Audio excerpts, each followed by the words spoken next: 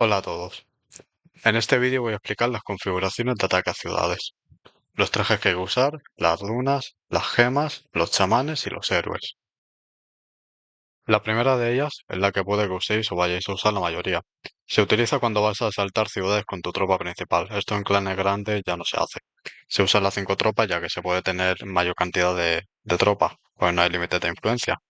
Pero en clanes pequeños, donde por el límite de influencia normalmente no tiene billones de cada tropa, se asalta con la tropa principal. Entonces para esto vamos a usar el traje de nuestra tropa o el de rey. Por lo general vamos a usar aniquilador o maestro de espadas. En otro vídeo explicaré qué héroe usar para cada situación, ya que no siempre estos dos van a ser los mejores para asaltar ciudades.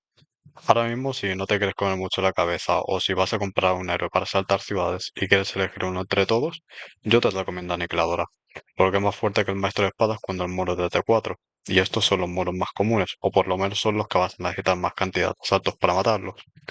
El Maestro de Espadas se usa en otras situaciones que puedo explicaros en el próximo vídeo, siempre que veas que os interesa. Para el chamán usaremos el de nuestra tropa, con todo el traje de Asgard. Vamos a usar las 3 piedras de nuestra tropa, con la tafeíta. Y al igual que en el traje de espías para vaciar ciudades, vamos a buscar las lunas que más ataque tengan, pero podremos compensar con vida si no tenemos suficiente ataque en alguna luna. La segunda configuración es la que recomiendo que uséis si tenéis posibilidad de tener los 5 tipos de tropas. Para esta, vamos a usar los mismos trajes que la anterior, el traje de nuestra tropa o el Deadley, y el mismo héroe. Para el chamán, vamos a usar el traje de Asgard, pero esta vez no vamos a usar el chamán de nuestra tropa. En su lugar, vamos a usar Elsa. El motivo de esto es porque vamos a usar los 5 tipos de tropas, no una sola, entonces el chamán da igual. Pero a pesar de que da igual, yo prefiero usar Elsa porque si nos vamos a los bonus de este chamán, vemos que tiene un 20% de ataque contra cuerpo a cuerpo. Le doy más importancia a los bonus contra cuerpo a cuerpo, porque el cuerpo a cuerpo es la tropa más común.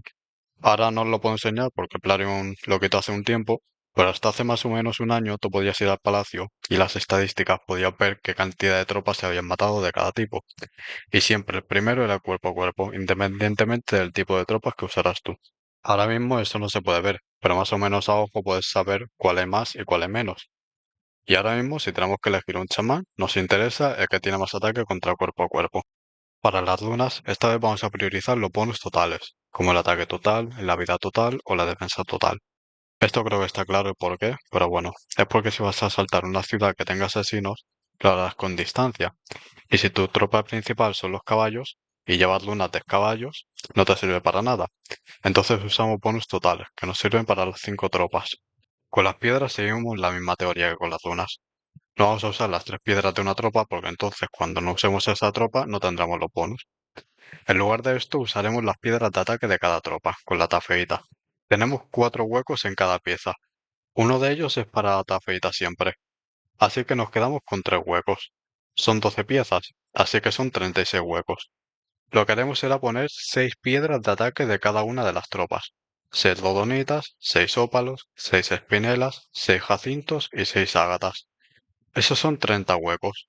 Con los 6 huecos que quedan, podemos o bien poner una piedra de cada, nos quedaría un hueco para poner lo que sea, o bien podemos poner 6 ágatas, que es ataque de asedio. Y ya que hay más cantidad de cuerpo a cuerpo que de otras tropas, darle más bonus al asedio puede ser la mejor opción para estos 6 huecos que quedan libres. La tercera configuración es la menos común, ya que solo la usará una persona. Es el traje que debe tener el Camonte del Asalto.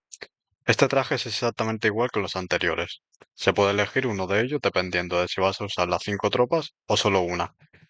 Lo que cambia para este traje son las runas y las habilidades.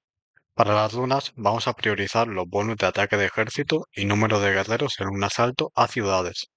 Es importante que sea ciudades, porque el máximo porcentaje es un 70%, mientras que el máximo porcentaje del número de guerreros en un asalto es de un 10%.